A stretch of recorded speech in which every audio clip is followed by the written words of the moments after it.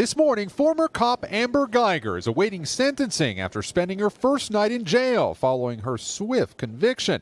Jurors deliberated for about 5 hours before the stunning verdict. We, the jury, unanimously find the defendant, Amber Guyger, guilty of murder as charged in the indictment. No outbursts. The family of the man Guyger killed erupted in cheers. She sat silent. And I ask God for forgiveness, and I hate myself every single day.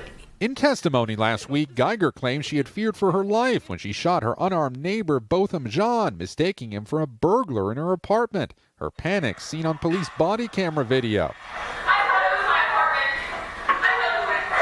In fact, she'd accidentally barged into his unlocked apartment on the wrong floor. Perhaps the trial's key moment when Guyger was cross-examined and pressed on her intent at the time. When you aimed and pulled the trigger at Mr. Jean, shooting him in center mass exactly where you are trained, you intended to kill Mr. Jean. I did.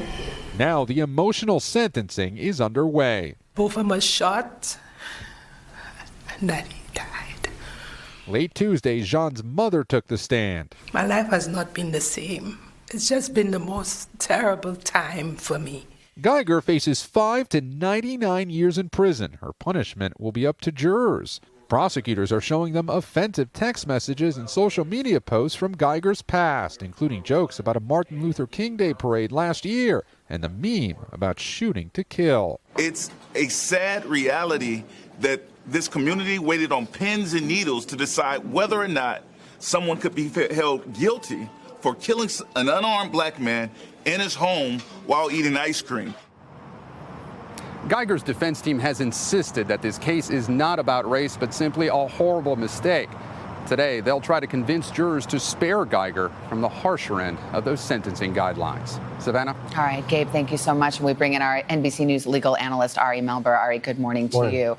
One of the most remarkable things about this case, well, everything is remarkable about this case, but it was striking that the prosecutor charged her with murder, not just manslaughter, which would have been criminal negligence, but murder, a more serious charge, and got the conviction. They added that charge, and I think this goes to the way these types of cases are being taken very seriously. It's traditionally difficult to get juries to go that far with an officer, even off duty. We are seeing that here, and they won. What evidence do you think made the difference here to get that more serious charge, this murder conviction? On the physical evidence, it was clear that the jury accepted the finding that this individual appeared to be seated, crouching. The victim did not do anything, according to the evidence presented, that would appear to support the kind of claim of, oh, I thought they were charging me or had a weapon. Number two, as we just saw in that reporting, the prosecutors were able to bring in other things the officer had previously said in a different context, to be sure, that didn't make her look open-minded or good, that cut into the idea this was a quote-unquote tragic, honest mistake. Yeah, you had those messages that had certainly seemed to be influenced by race. And then you also had explicit text messages that she had shared with someone she was having an affair with. That came into evidence. The prosecutors were saying, look, she was distracted. She's texting with this boyfriend. Are you surprised that that was able to come into evidence and the jury was able to consider it? I think it's a great question. We've seen this go both ways in different cases. Sometimes people say, wait, it seems unfair to have so much thrown in. Here, though, I think the prosecutors were able to say, look, this is relevant to understanding whether, as you just phrased it legally, was this a negligent, tragic mistake, manslaughter, or was this something that had that much higher requisite intent, that this was a bad act done with the wrong state of mind? And that's why I think they were able to get that stuff in. Last thing, Amber Guyger, the officer, took the stand. She said she was obviously heartbroken at what had happened.